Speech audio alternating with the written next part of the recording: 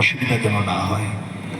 আমরা চাই, এখানে অনেকেই বলেছেন যে আমরা এখানে বিভিন্নভাবে রতনপুরে যেখানে যেটা আছে সেটা কবরস্থানের জন্য জায়গাটা দেওয়া হয়েছে, 1 একর 20 ডিসমিল জায়গা। আমাদেরও চেষ্টা আছে, আপনারা অনেকেই বলেছেন। নুরুল ভাইও একবার মাঝে মাঝে পিটিশন দেয়, বহু কাগজে লিখে আমাদের কাছে জানিয়েছে নুরুল ভাই।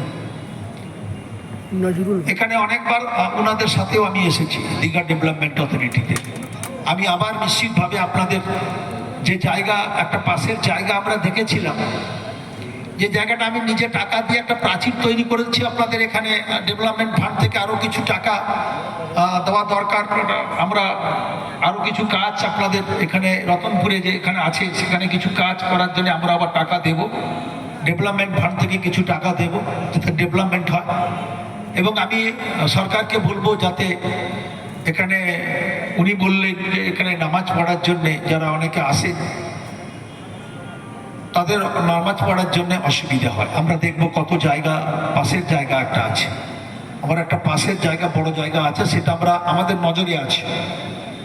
সেই জায়গাটা রাজ্য সরকারের কাছ থেকে, এই দপ্তরে যারা যে জায়গা দেওয়ার মালিক সে হচ্ছে ফিরহাদ হাকিম। এখানে যে জায়গা দেওয়ার যে মালিক তিনি এই দপ্তর পরিচালনা করেন।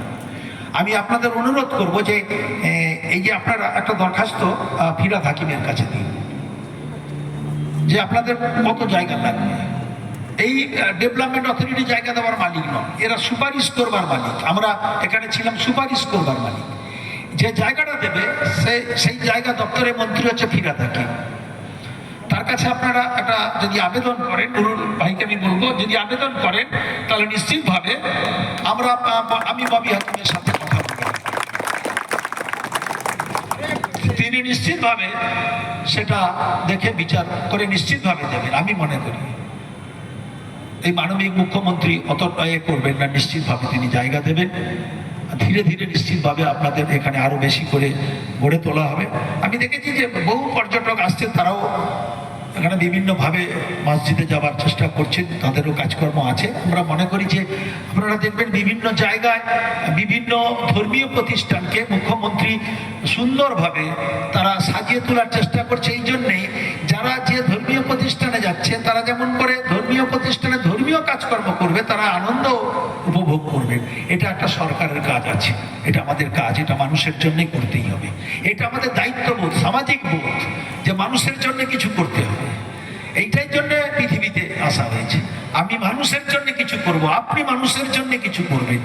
কে হিন্দু, কে মুসলিম, কে বৌদ্ধ, খ্রিস্টান দেখার দরকার নেই। আমি মানুষের জন্য কিছু করব, আমি আপনার জন্য কিছু করব। সে হিন্দু হতে পারে, সে মুসলিম হতে পারে। এইটাই হচ্ছে আমাদের একমাত্রই ধর্ম, যে মানুষের জন্য করতে হবে। ভালো থাকবেন, ঈশ্বর আল্লাহ আপনাদের মঙ্গল করুক। সবাইকে আমার পক্ষ থেকে সালাম নমস্কার জানিয়ে আমার কথা শেষ করছি।